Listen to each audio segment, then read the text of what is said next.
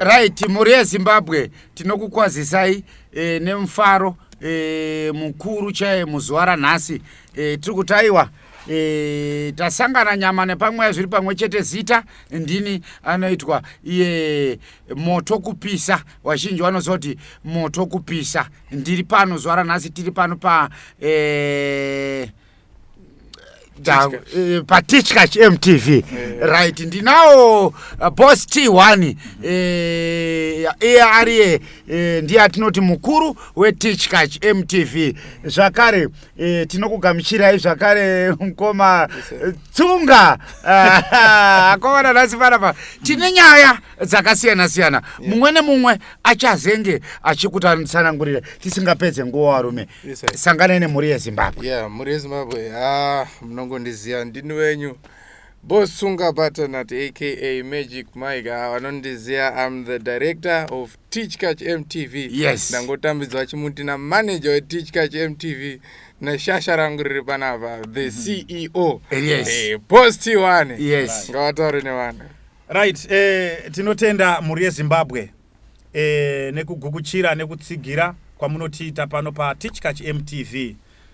Tinokutendai zvikuru. So wamwe mashamisika kuti ko varume ava waungana wagara zvakamira sei. Ndizvozvo tine nhau yatinoda kubata. Inini handitoda kupedza nguva timu yangu, toda kuti tikasike kupinda munyaya. Handitika tine nhau yatinoda kumboti timbokurukura nhasi DJ Moto. Ndizvozvo Nhau yatinoda kubata mhuri yeZimbabwe inhau yemaprofita nen'anga. Yes.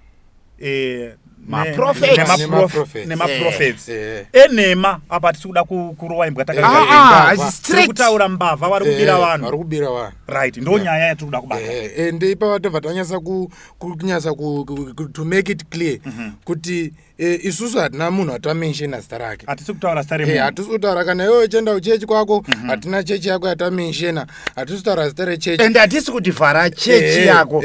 Simba uchipfuurira iwewe. Isusu we need to eye open vasingazive. Iwe kana uine zvaunobhilivha unobhilivha izvozvozvo. We are not forcing you to believe what we believe. We are not forcing you kuti uone zvatakaona isusu. Isi tiri kungotaurawo zvatakafamba because we have moved around the world tikaona and discovered zvinhu zviri kuitwa magames ari kuitwa kunzo.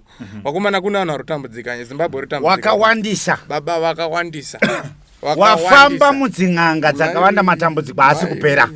Wafamba mumaprofita akawanda matambudziko haasi kupera. Wafamba mumaprofeti vanozvita ana papa wachibhadhariswa mari vamwe wachitengeswa maanointing oil hapana chiri kufamba. Saka nhasi ndo patiri kuti isisu Boss T1 mhuri yeZimbabwe kuna ane nzeve dzekunzwa kuna anomese ekuona achaona paTV zuva ranhasi ndo ratiri kuda kuti timbokurukure tichibatsirana uyo nauyo achanzwa kana kuti achaona vhidhiyo redu anofanira kuti anga achivhurika nzeve anga achibatsirika. Right. Nhau iri kuitika DJ Moto, thank you very much nekupa mukana wekuti ndinge ndichitaura. Ndizvozvo. Nhau iri kuitika munyika yeZimbabwe nedzimwe nyika dziri kunze dzine vana vemuZimbabwe. Exactly. Nhau iripo ndeyekuti mwana vemuZimbabwe tine matambudziko atinenge tiinawo akawandisa. Saka kana taita matambudziko isisu chatinotanga kumhanya kumuprofita, kumhanya kun'anga, kumhanya kumaprofits. Exactly. Ivo vanhu vatatu ava. Saka nhau iri kundoitika manje ndeyekuti maprofits acho nen'anga nemaprofita wakatogarawo pasi wachibva waona kuti no tikutaura maprofita enhema. Ndizvozvo. Wachibva waona kuti no vana vemuZimbabwe vane matambudziko. Saka kana wachinge watambura vanomhanya kun'anga, vanomhanya kumaprofita. Handitika? Ndizvozvo. Patiri kutaura nhau yedu iyi ngatitaure tichiziva kuti n'anga nemaprofita nemaprofits echokwadi ariko. Asi song kana iri remix which means original iriko. Karowa remix which means akaimba original ariko. But right, kuti umuziwe ungamuziwe sei Boss T1? Tisati tasvika pakumuziva DJ Moto. Isisu toda kupa chenjedzo kune vanhu vari kunze. Kune vanhu vane matambudziko. Zvichida wawirwa nedambudziko uri kurwara pane zvanetsa mumhuri. Handitika? Maprofita emazuva ano varume vari kushandira homwe dzavo. Havasi kushandira munhu ari kuda kubatsirika. Vari kushandira homwe dzavo. Varume waenda pan'anga iwewe unochajwa mari. handitika right pane mwenye yandodambobata tisati taenda kure ngatibate itinzwe positive mazuva ano chinoitika isisu wemasocial media handitika ng'anga dziya nemaprofita enhema ayaya wanotoenda pasocial media vanoswera varipo wobva waona kuti wachiongorora kuti ari kumbofollowi vanhu ane peji riri kumhanya izvozvizvi rine mafollower akawanda ndiani handitika wobva wamubata munhu yobva wati ashamwari tine vhidhiyo yedu yatoda kuti uise papeji pako vanhu wakanamirana handitika musaone iwewe alright mukaona vanhu wese waya vari kunamirana waya handitika inhema dzeyamadhirama ari kuitwa aya zvinorongwa wanotogara pasi chigemu chiya chinomastwa because nezvichinzi ng'anga yese iri kupisa kana munhu wese ari kubudikira achinzi uyu ndo ari kuita minana ndo chinhu chega charungotanga nacho hapana chimwe chinhu here chaanokwanisa kubatsira than kuita zvemakii izvozvozvo nenhingi nekubata muroyi pamakuwa zvimwe kubhozi kuvhura social media izvozvika unoona kuti papeji reuyo ninge anamirana uyo pane munhu akanamirana wakanamirana mota wakanamirana pakati rarwiyo kunamirana kwevanhu mukachitarisa ipapo pari kunamirana vanhu mukatarisa pari kunamirana vanhu ava panenge patori nefone number dziripo wokureva kuti taakutsvaga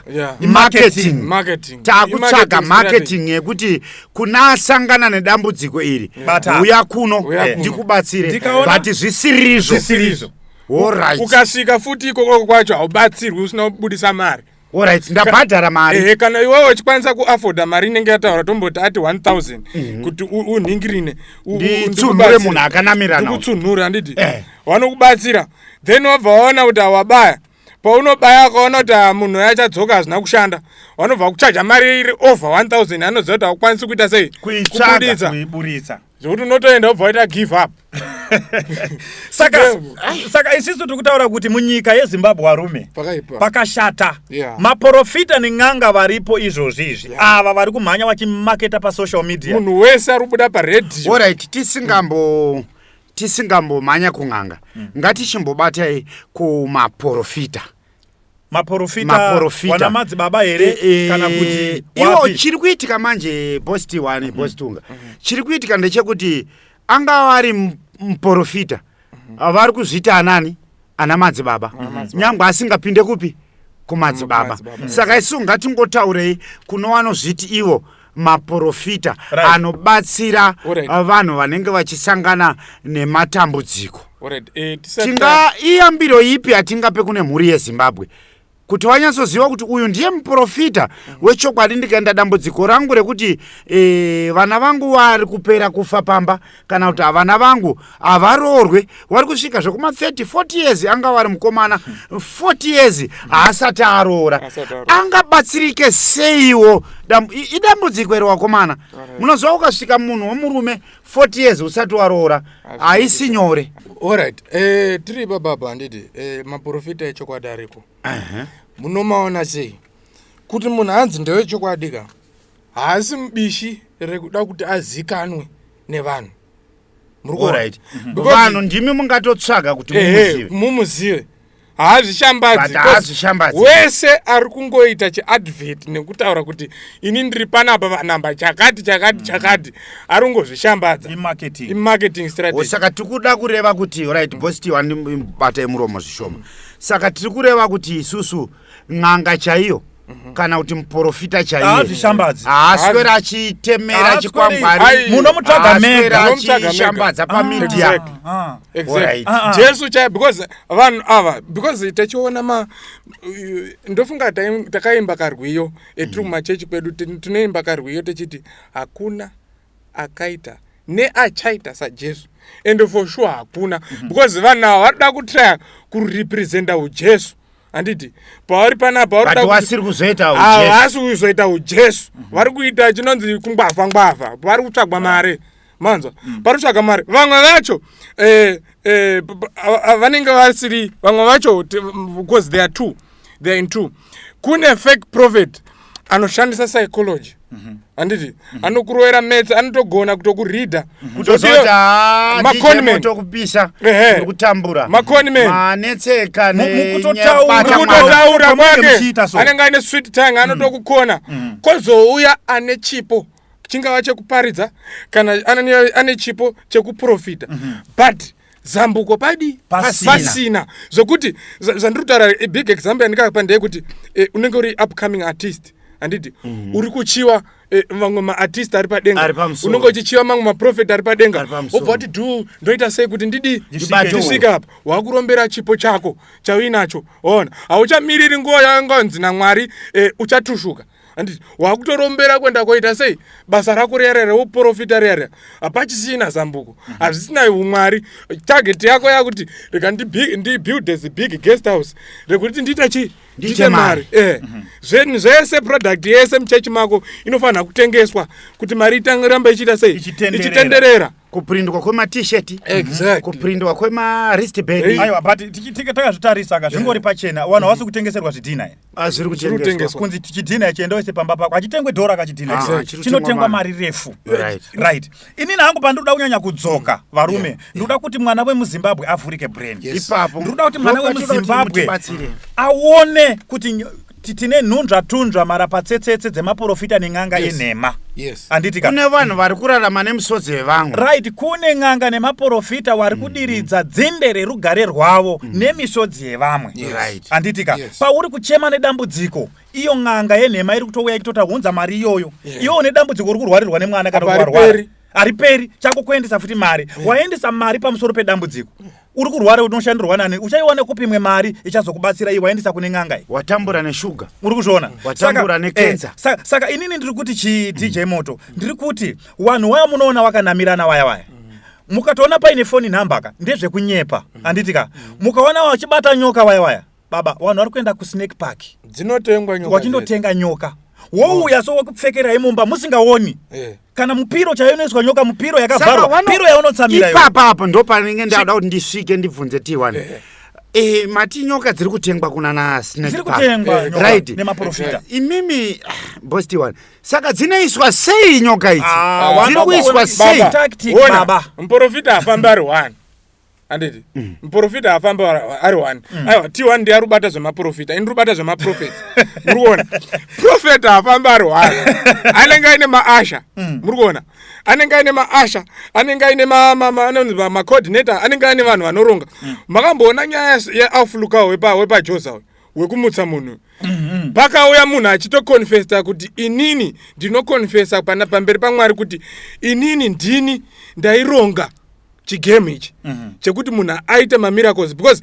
vanhu havafambi vari 1 kune vanenge vachitoronga muri kuona kune vanotoronga kuti mafake miracles ivavo aitwe muchechi muri kuona anotoronga kuti ngapave nezvirema ngapave nechi iwo alright ari kuona izvozvo handizive chechi yaunoenda hauna here vanhu vari kumudzinza kwako ivo vari kutambudzika except you iwewo handoziva kuti unobhilivha muna profeti wako naMwari wako iyeyo waunobhilivha but da kuti umbotore kuti profeti wako vanomutsa munhu vanoita sei vanohila munhu anenge ane gumbu rakazvimba handiti profeti ako vanofambisa munhu anoonesa vanhu iwewo uri kuona hauna here mapofu ari kumba kwako ekuti unomboendesawo kunani kuna profeti wako wombowabatsirawo then ipapapo wotanga kuti hakomana makaita chipodcast chekupenga inini profeti wangu akabatsira mai vangu wakaita sei wakaita right why is it une 15 years 15 good years urungonamatira for a change haurorwi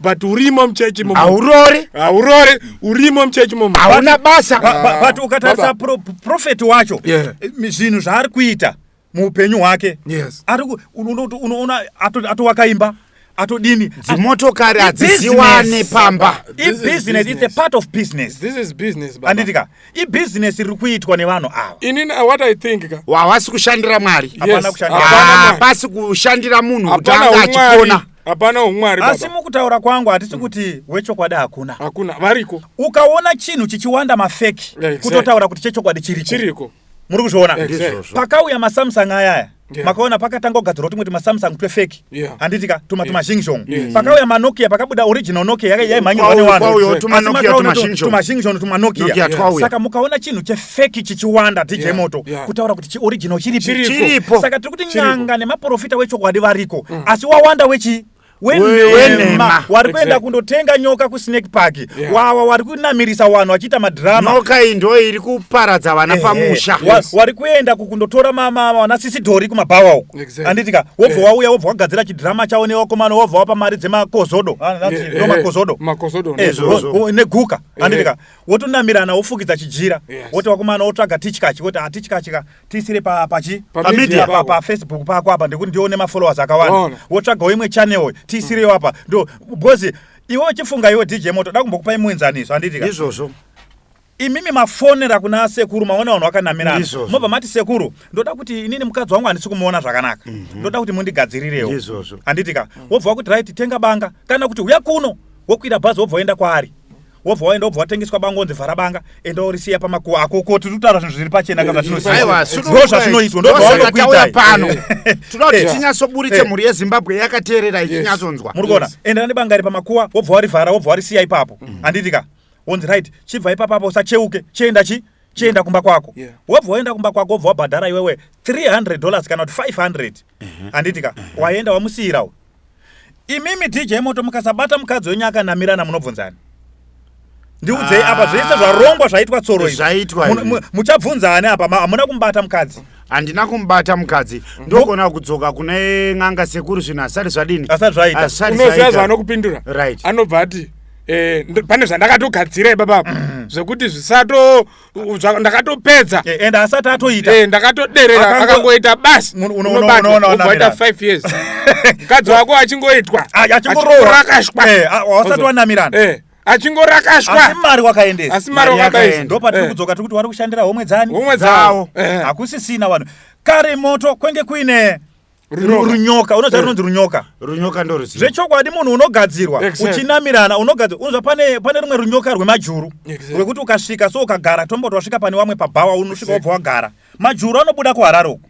obva atoenda kuenda kundotema uswa uko taimu yaunongofunga iwe kuti handakuda kusimuka majuru aya anobva adzoka kupinda kuharare uko handitika runyoka irororo wariko waizviita saka ndo zvaakukopwa nembavha idzi magemu akutambwa chokwadi hapasisina asi mutsvagiridzo yenyu mukazvitsvaga ka vanhu vari kuzviita wariko right saka isusu boss T1 pane chokwadi chedu pane chokwadi chaicho chatiri kuda kuti mhuri yeZimbabwe izive tingaite kuti vaite sei mhuri yeZimbabwe because toda kuti vazive kuti maprofita echokwadi zvatanyanya kugarira panapa ndezvekuti maprofita echokwadi ariko n'anga dzechokwadi dziriko but vangadzizive sei right inzwaika kuti uzive muprofita wechokwadi unotoudzwa neakatobatsirwa ipapi handitika zvake zvikaita kwete inini chandiri kuramba paDJ nepanyaya yekubhadharisa chandiri kuramba kana uchingori muprofita wechokwadi handitika why iwe usingati iwewe alright ndiri kukubatsirai baba zino rako rarwadza kana ndakubatsirai mimi musandipe mari kana zvinhu zvenyu zvazokuitirai mozondipa mari yangu but iwe ukamubatsirwa kana uchinge wabatsirwa ungatadza here kundotenda nekufara kuti haprofetika ndinokutendai tiri ipapapo futi chimbofunga kuti hona kana iwewe uri a man of God uri a prophet handiti vana vesangano vanovaka guest house handiti pamwe pacho anotovaka nezvikoro zvine zita rechechi but mwana wako kuti atende chikoro ichocho anobhadhara asi mwana wesangano baba ako aisa mari muenvelope kuti echisapota kuti nhingi iwakwe runzwa echisapota guest house kuti iwakwe asi anobhadhara 1 on 1 kuti aonane nemunhu waMwari ende paanoonana nemunhu waMwari pacho haana zvaanobatsira unongozi just receive all is well atopedza watoendesa 3000 nekungoudzwa kuti all is well apa muri kuedza kutsanangura maprofita kana ini ndiri kusadhira maprofeti saka nyaya yedu iri pakuti isusu ngatiti isusu kana iwe uri profeti vana vako vesangano vachinge vachiunza mari dziri mumaenvelope ndo atinoti isusu ndo chegumere zvinouya zvakasiyana kozi kune masiti kune masiti kune free offering kune pane imwe futi dzakawanda tisingatauri dzakawanda saka nyaya yedu inenge iri yekuti kana uri mwana wesangano paitwawo chinhu chihombe chechechi make sure vana vesangano vanofanira kunge achiunzoka mwana wake chikoro chakasimukira because ari kubvisawo masidzi kuchechi kana kuti payatinoti one on one anofanira kunge achiendawo kuchechi for free anotobhadhara unotobhuka kuti uone munhu wamwari iwe uri mwana wesangano uri mwana wechechi ndingati herini ndiri mwana wechechi ndobhadhara kuita one on one nababa wangu zvinobuda here inini ndiri mwana wesanganotokwanisa kuzvibvunza saka tiri kutoda kushandira homwe ona anokwanisa kumuona Prophet Life ndo vanhu vandataura vanenge vakamukomboredza vanenge vari kuronga vanenge vachironga mamiracles aya vanenge vachironga mazheti aya emahealing aya hakuna izheti rinenge rechirohwa baba because ona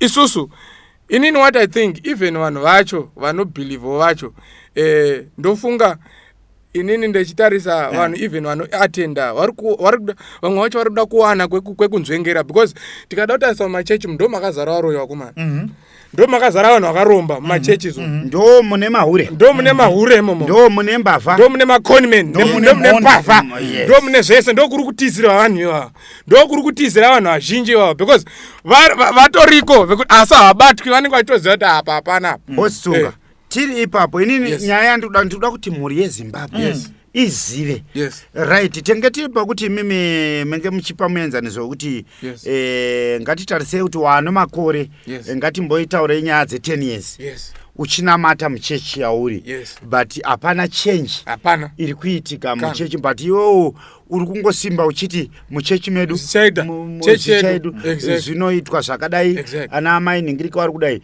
uri murombo muchechi momo hapana chiri kufamba ungaite sei kuti umuvho uitewo upenyu huri nani no paunoona unojekereka sei zvakaitika apa mumotoka ndezvekuti unenge wakafonyorwa brain ona isu tine munhu watakatombofonera tichida kutombomupa zano asi akatoramba akafonyora brain yekutoti unoziva zvakafanana nedofo dofo rikaudzwa kuti 1+1 ndi 5 ukada mukorekta ndi 2 it's very hard to correct a empty vessel musoro akatanga kureceive information because munhu kana usatanga mbonzwa zaJesu akatanga udzwa zaJesu naConman yakatokudza kuti aJesu aigara usakubva nyango kazoudzwa kuti aJesu akasofa kare haubelieve zvinhu zvinenge zvaonekwa kuti ariko kusakubva because ndakabelieve munhu anenge asati amboziva nezvaJesu kana anga asati amboudzwa nezvaJesu ever since but anongoramba achingobelieve kuti no zvinoita unoziva kuti zvinoshamisa ndechekuti vanhu ivavo futi at the same time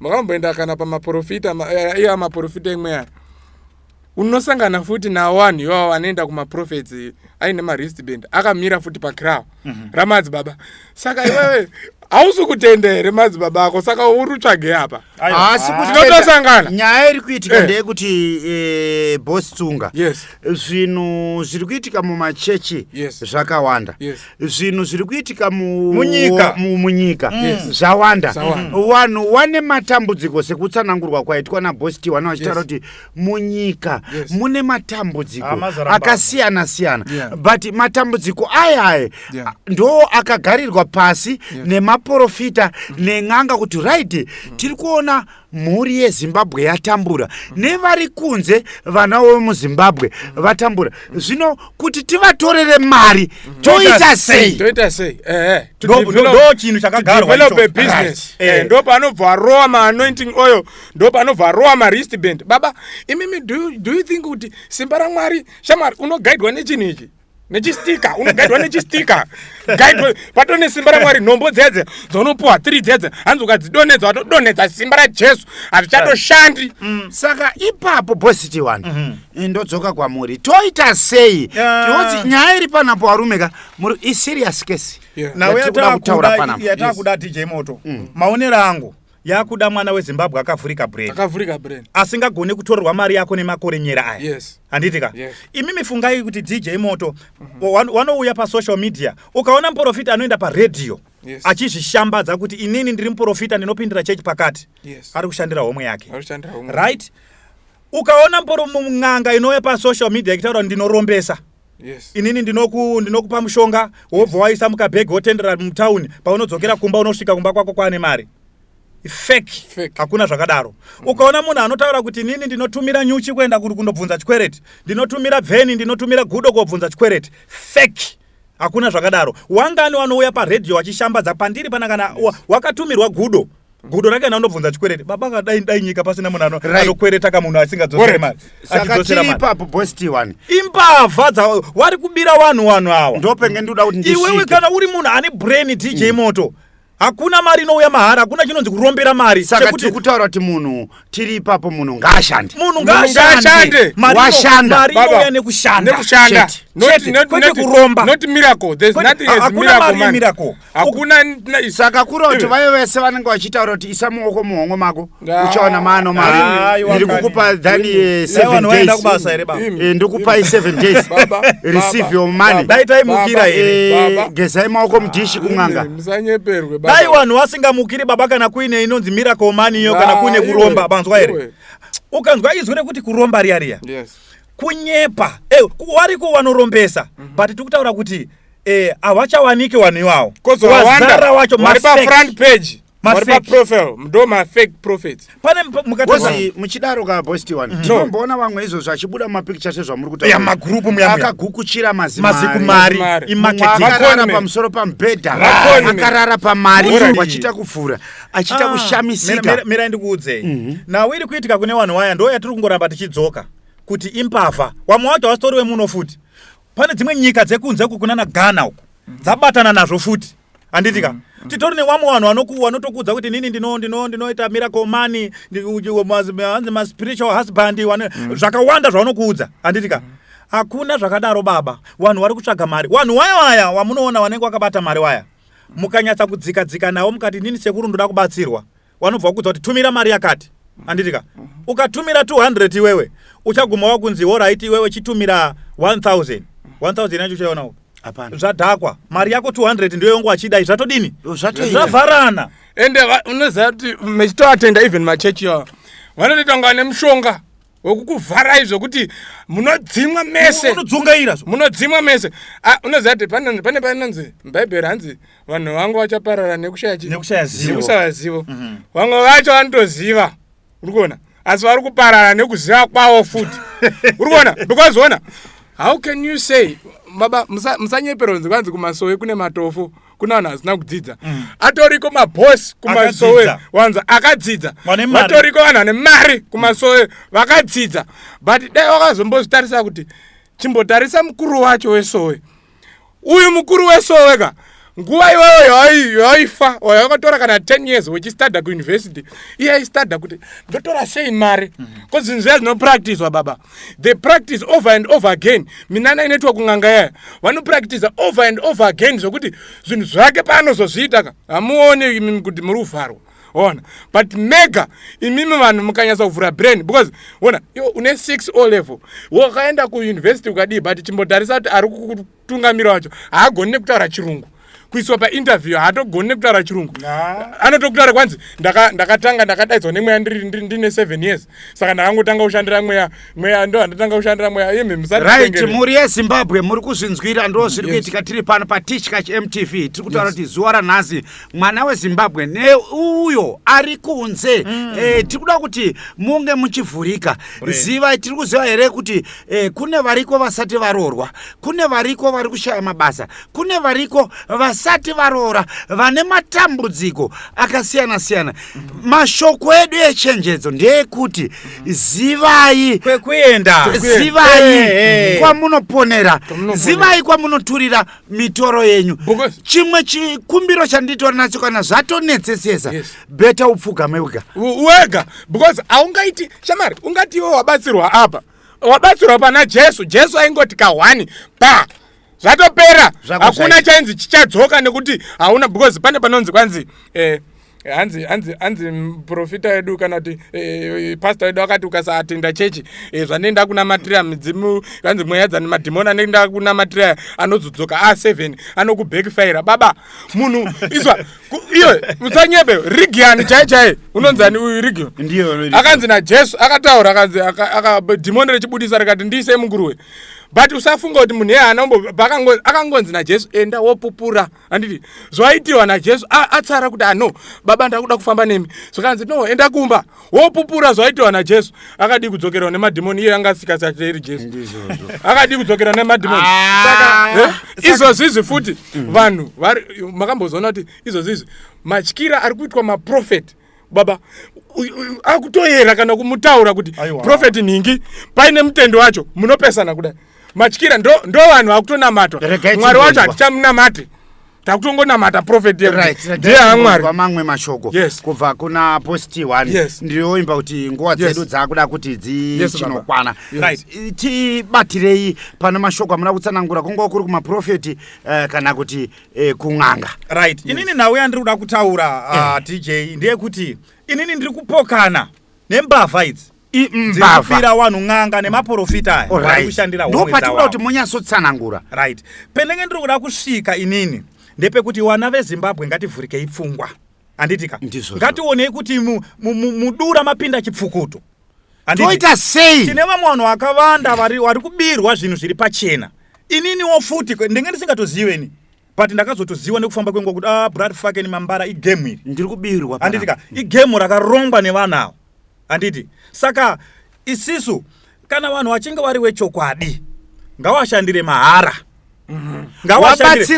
wabatsira munhu ngaazoende nemari wabatsira kutenda hatisi kutaura kuti naendiri kubhadhara futi kun'anga izvi hazvisina effect hazvo because nyangwe ukada kuti achishandire mahara mari akadi akatotora anogona kutongoti auya ndikubatsiro henyu mahara ndaprofeti wemazuva ano munyuwani but mari akatomaketa think of all this years baba dzakatanga wakomana izvo akati unoziva kuti wamwe vanhu vari kuti isisu tiri n'anga tiri maprofita kana mushonga wezino hauzive mushonga wekurapa zino chaiwo hauzive ukarwara nezino ukaenda paarika hakurapi zino because hapana kana dzinde raanoziva kana n'anga kana mwari waanoziva hamuzive but nyaya iripo ndekuti wakaita psychology baba uchibvaona kuti totora sei mari kune vanhu chigame chemari saka n'anga nemaprofita imbavha dziri kubira vanhu. Shine your eyes muri yeZimbabwe, shine your eyes. Saka isusu tikuedza kutsanangura kuti kune muri yeZimbabwe mbavha idzo wazhinji idzachona imbavha wari maprofeti tikuati ndo makoronyera because kana uri murombo hauatendi ba kupinda muguest house kana uri munhu welow class hautombobvumidzwe kuona prophet hazvitoite wakakubvunza kuti une mari wakaona mari kako kasina basa hauatendwi wotobvunzwa unzi ona kumba izvozvi une mari pakamwe pacho akaona akuderera following ndopanomona ubva apinda mustreet obva atanga kuti anga akubatsira so why iwe wechiti kana wakubatsira vanhu unoda macameras kuti aone bhaibheri rinototaura kuti iwewe kana wechipa neruoko rweri kurudyi handika usatore kuti wekurubosho kuti ruzive kuti wabatsira iwe wakutotora macameras manyai muone kuti ndabatsira shambadzai kuti ndabatsira vanhu vazive kuti ndabatsira ndine mwoyo wakanaka zvavanoita manje vanotsvaga vanogadzira chiclip chavo chiri pawa chidrama chiri pawa handitika kana kutsvaga munhu anobva atomboti sisi handiri muno mamtare munotsvaga munhu anobva kuvatsombawo asingazikani kuzikana nevanhu muarea obva anyepera kuita benzi handitika otoprofita kuti panapa ndokuradzwa pane benzi richapfuura panapa but ndoda kutoriporesa munyika muna mabenzi chigemu baba dai waiporesa mapenzi enyu munhu anopenga munyika mune mapenzi idzo nyaya dzemumachechi zvechokwadi ipapapo ka ndodzoka ipapo ndiri kunyatsoona kuti maprofeti mazhinji enhema munoona pasocial media paipai unoona munhu achiti hanzi ndaiseta satellite dish ngatitarisei muchaona muroyi achipfuurapo wakambobata muroyi nekamera opfekedza munhu wao uchijira chingundu onze tarisei munhu ari kubatwa neCCTV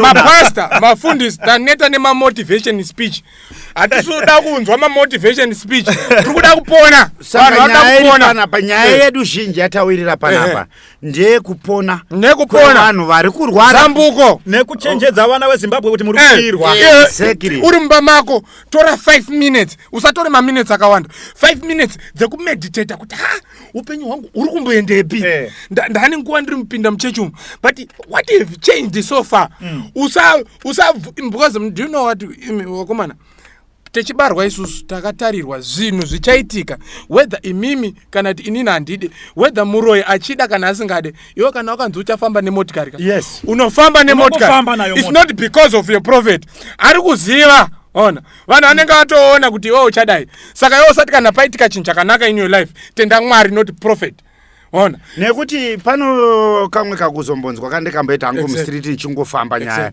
unotonzwa mumwe achitaura kuti ndini ndakamunamatira dai ndisina kumunamatira dai asina mota paakauya kwasekuru ningirike ndo patikamubvisa mamhepo patikamubvisa mamhepo ndo pakatanga kutofamba ulefu yake saka tiri kutaura kuti vanhu ava zvinhu zvavari kutaura kucreata nyaya dzekungoti vabhirivhise kune vanhu vari kumashure saka ngatingoti vanhu ava vazhinji 90 to 100% ndizvozvo imbavha idzi vechokwadi n'anga nemaprofita ari anoti ndinorombesa munhu imbavha munhu anoti ndinotumira nyuchi kundobvunza chikwereti imbavha munhu anotaura kuti ndipe mari ndikurape imbavha saka ndo pane nyaya yedu isisu handitika varume vana vezimbabwe shuwiro yangu nemwoyo wangu ndeve kuti dai zvaigona zvaibvira taziva kuti maprofita atiri kuona pasocial media achiposta vanhu vakanamirana n'anga dzatiri kuona pasocial media dzichiita minana yenhingirikini hazvese zvinhu zvechokwadi inhema madrama ari kuyechiitwa iwe do you know kuti the word minister kuimba so ministering handitika unofanira kuti ukaimba dhimoni rinodonha ona dhimoni rinodonha ukanzi you are a prophet kana kuti uri mufundisi uri pastor pauri kutotaura shoko dhimoni rinofanira kuita sei rinofanira kumanifesta because ranzwa umwari ona there's a power in your words ukona kwete kuti kwanzi prophet unonzani mufundisi atopedza kuparidza ozonzi tiri kuzotanga kudonhedza madhimoni kuma44 ndo panozonzi takuchitanga kudonhedza madhimoni manje zvatanga anhu amunoona achingodonha madhimoni each and every Sunday ndiwawo havachinji ndo panobva papinda kunzi saka isusu tisengapedze nguva nyaya yedu mhuri yezimbabwe iri kutonzwa patv boss T1 boss Tsunga isusu ngatitaura kuti mwana wezimbabwe pepuka nemwana wezimbabwe shanda kwete kuti hanzi ndazoona muprofita ndazoona n'anga iri kubuda n'anga iri kubuda ichiti hanzi ndinorombesa inini ndokupa mushonga wekuti unopinda mutauni uri wakabata paunozodzoka watono mari bhegi rinenge razara mari ndinokupa mushonga wekuti iwewe zvakawanda zvavanenge vachinyepera vanhu lastly what we can say chigame ichi takachimasta tikaona tikadiscover chokwadi kuti no vana vezimbabwe vari kuchema uri kuona nekuti pane nyaya yedu ndepekuti kuti tizosvike pakutaura chirongwa ichi inyaya yekuti vana vezimbabwe vazhinji vachema nematambudziko akadini akasiyana-siyana pasina zviri kudini wabhadhara mari kun'anga mari haisi kudini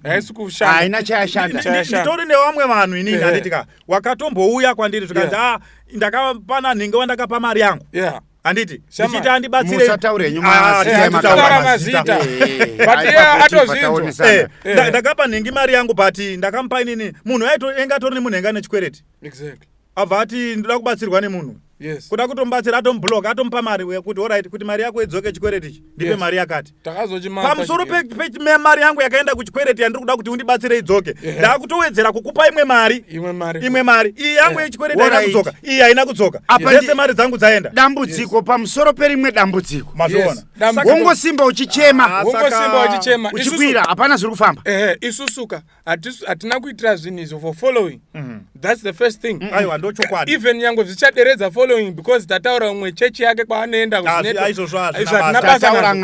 tataura n'anga yako yaunobhiliva hatina inazo because what is happening nezvekuti asiri kurwadziwa munhu ndiye ari kuhya nazo arimo muchechi muya ndo achaona achiisa mabad comments because ari kuziva kuti ari kudi ari kudya nazo kune munhu ane brain kutaura kuti kuna vanotituka ngavatuke zvavo asi tajekesa chokwadi nyaya iri panapa ininiwo ndinenge ndichono dambudziko zviri nane kuti kwane vanhu vakawanda DJ Moto asi tichibatsirawo vashoma wazvionaka tichibatsirawo vashoma variko vari kumamisha vakomana vari kutambudzika vanongopinda mutauni havazive kuti chii chiri kuitika vavangoona pafoni wotoona vakanamirana kuti munhu anobatsirike uri kwamurehwa watongouyawo kuno hapana chauri kuziva wosvika ipapo wakutotorwatengesa kumusha mombe yasara imwe chete wotengesa hatichada izvozvo ngatisaka tikutaura kuti kune vakateerera pari zvino izvozvi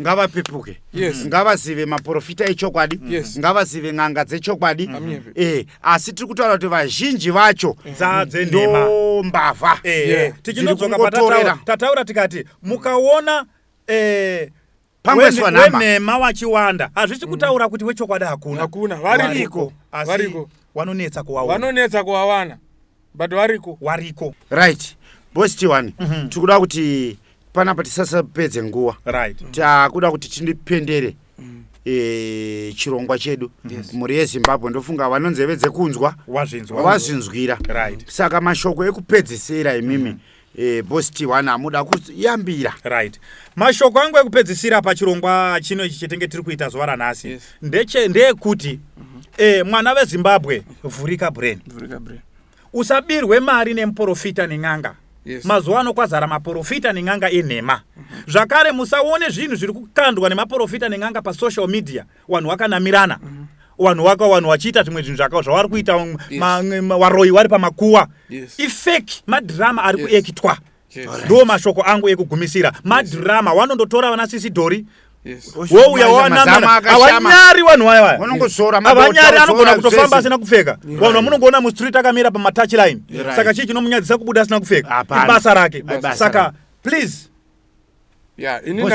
ini ndechitsinhira ipapapa ndofunga same strategy iri kushandiswa nemaprofita ndo the same strategy iri kungoshandiswa nemaprofet but inyaya kuti uku zvazoita salad but that's the same scenario and that's the same art so ini ndiri kuti I don't know whatever you believe in I didn't mock you sorry hako kana napinda nemugarden mako but the truth is take just 5 minutes of your time wozvivharira mumba mako wonyasa kutarisa kuti uri kubuda mari. What are you seeing? Pane change here. I have my auntie nini. Akaenda kune munhu wese ane mbiri. But nanhasa hasati ane mwana. Manzwere. Nanhasa hasati ane mwana saka mutaura kuti kwese ikoko hana kumboona ana Jesu.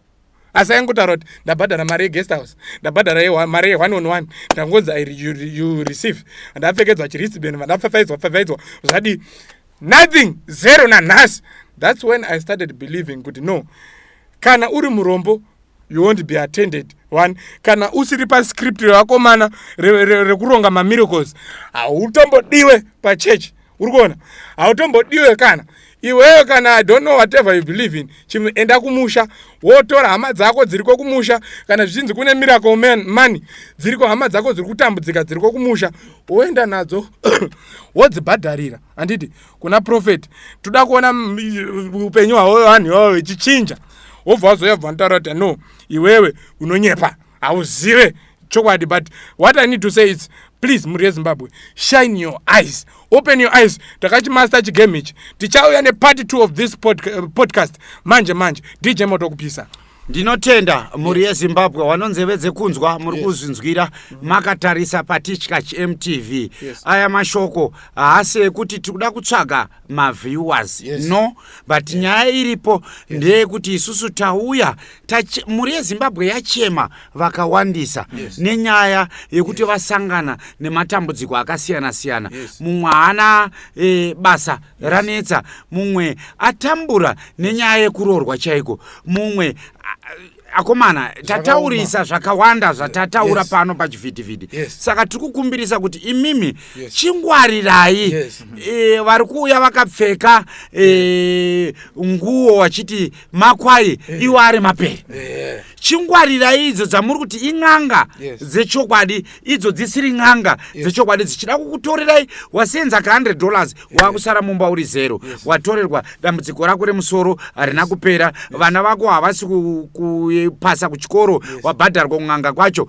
mari yacho wadzoka uri pazero saka tikutaura kuti chichenjerai please tapota chichenjerai tingati nekufamba kwenguva tichazenge tichikuzivisai nekufamba kwenguva so tiri papo tasakura tazunza varume what I need to thank us we need to thank ourselves up tudongozvitenda kuti so far tazoshandisawo media yedu zvinhu so far zvinotarisika zvichabatsira ende hatisotarisira kutendwa neachaona we have done half of the job pedu taiita tasakura tazunza totarisira kutendwa nedenga cause taiita some the other job yataifanira kunge takaita many years ago ndokutotumwa kwacho unoziva shoko rinofamba mune zvakasiyana siyana in other ways tatobatsira in other ways kubatsira kuprotecta waidzamusiki ende isusu tototarisira kutendwa naMwari noti nauyo ari kuona achaisa macomments ekupenga achatuka because tabata some of the saka tataura bosunga kuti